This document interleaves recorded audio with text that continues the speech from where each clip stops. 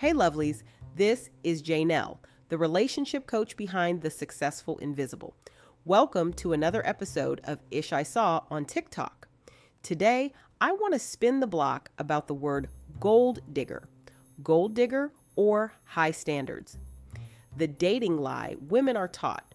Remember, you're not asking for too much. You're asking the wrong men. Sis, let's talk. If wanting financial safety, peace, and partnership makes you a gold digger, then congratulations. You're finally thinking like a grown woman. Somewhere along the line, struggle got romanticized, and Black women, especially professional Black women, were taught that wanting more meant we were selfish, shallow, or using men. Today, we're unpacking why that lie exists, who benefits from it, and how to date with standards without apology. Stay with me. Queens, be gold diggers. The only way to be a queen is to acquire gold. There is no reward in settling and waiting. The only negative stigma attached to gold digging is broke men. Because men with gold, we don't mind. The whole reason a man strives to be greater is for himself. Having the extras to take care of a woman just comes with it. We love it. It's our power. Don't let a man who can't even spoil himself spoil your life. There's an old saying, either be with the hero or date a zero.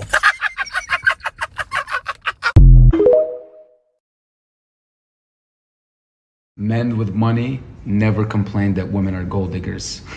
It's always the brokies that complain that women are gold diggers and they're gonna use me and take advantage of me. My friend, they're not gonna take advantage of you or use you. Relax.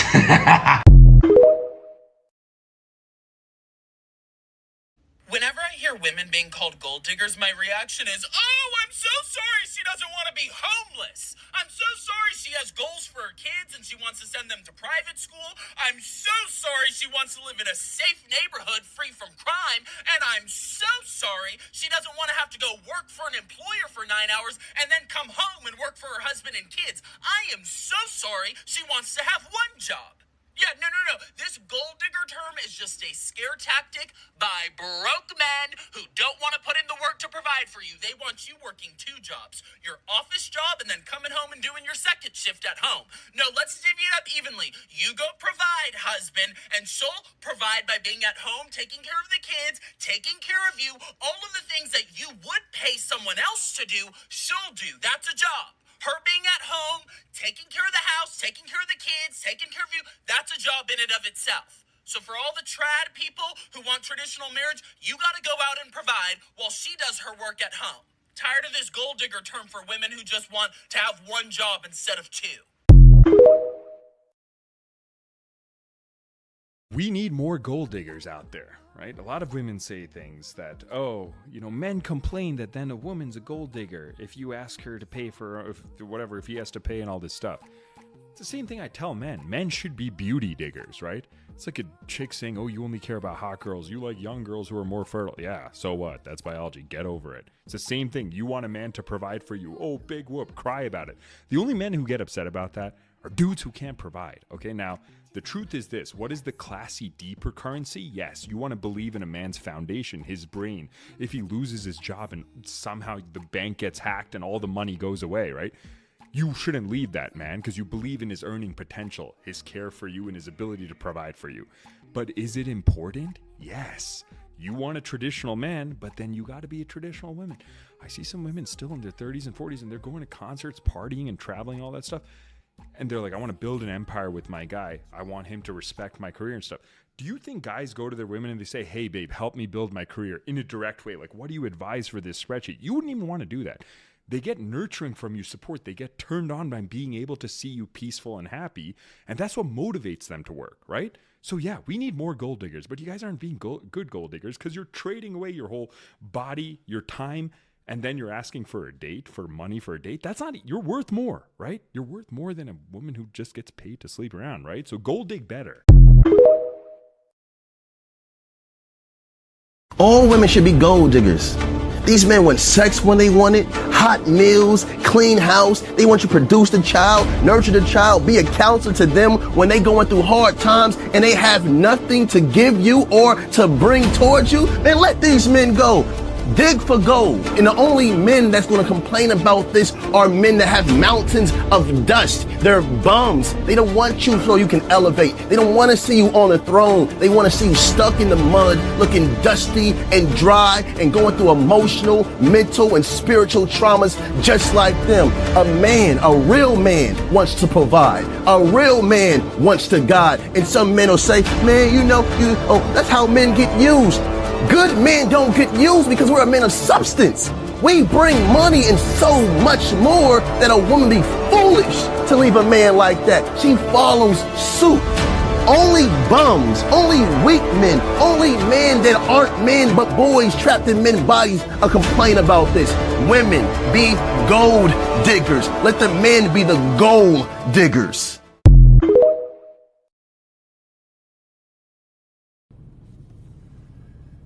Be a gold digger. It's all right to be a gold digger. You better be a gold digger. What else you gonna do? Settle for nonsense? Settle for lack? Settle for being destitute? Handicapped financially? Is that what you want to do? No, you need to be a gold digger. When you are set in mind to have a companion in life, you need to have a companion that can hold your life up with no problem. It's just like having a house, okay? Picture yourself as a house. If the foundation is not stable, is not sure, is not solid, is not reliable, what do you think is going to happen? That house is not going to be standing for too much longer. It's just not, okay? You need to make sure that you connect with someone that has it going on. But, and that's a strong but, you need to hold your end of the bargain up just as well as he does. Okay? In a feminine way, not a masculine way, a feminine way. So whatever you provide him, whatever you do unto, for, and with him should be of equal value. Should be of equal value.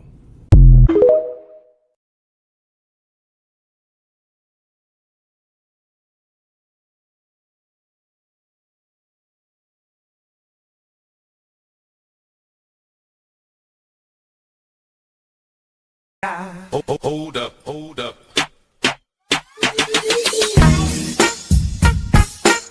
Yeah.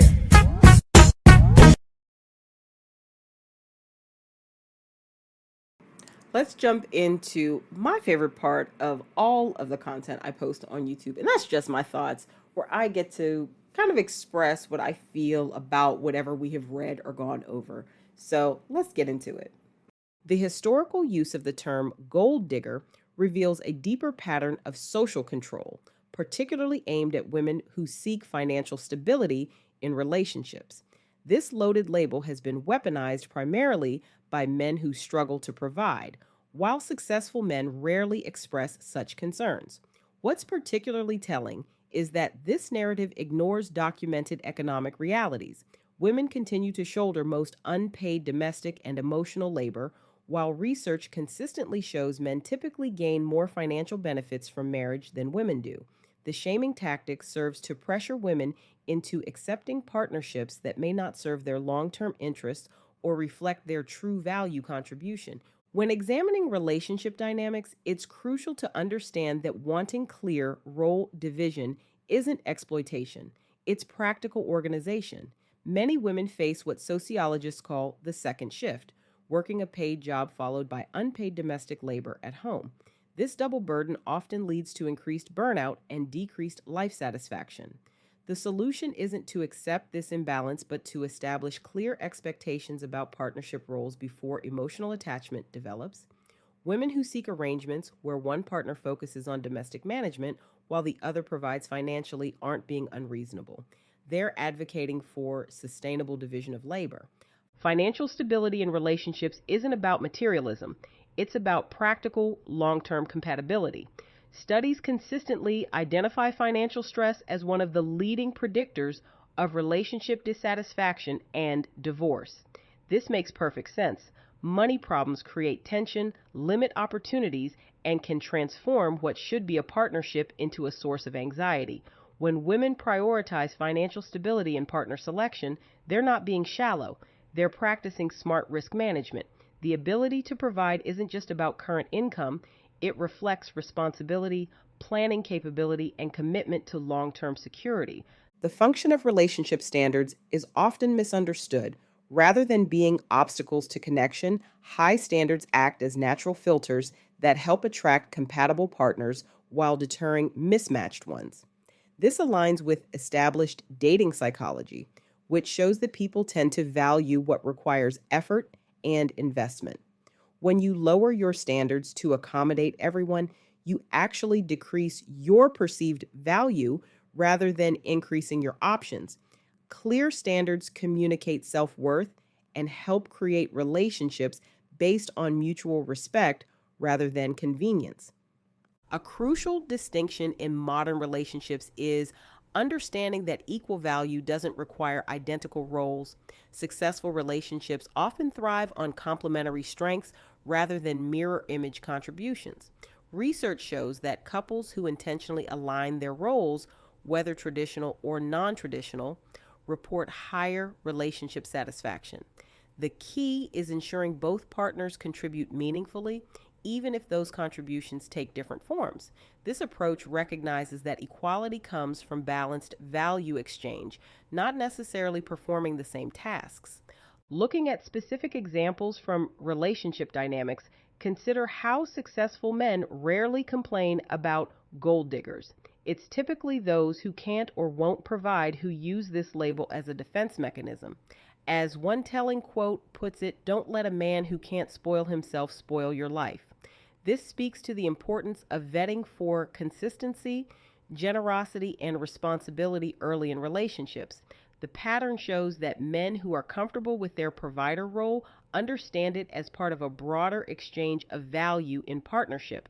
The data on domestic labor distribution remains stark. Women perform the majority of household management and emotional labor, even in dual income households. This isn't just about physical tasks. It includes the mental load of planning, organizing, and maintaining family life. When women seek partners who can provide financially while they manage the domestic sphere, they're not being lazy. They're proposing a fair division of labor. The value of this domestic and emotional work, though often under-recognized, is essential for family stability and relationship success. Recent developments in relationship psychology emphasize the importance of clear communication about expectations. The old approach of downplaying financial requirements or accepting undefined roles often leads to resentment and relationship breakdown. Instead, experts recommend explicitly stating what you want and need from a partnership, allowing natural selection to occur rather than trying to convince or change potential partners. This transparency helps create stronger foundations for lasting relationships. The framework for successful modern relationships requires moving past outdated shame tactics and embracing honest discussions about contribution and value. Whether it's financial provision, domestic management, or emotional labor, each partner's role should be clearly defined and equally respected.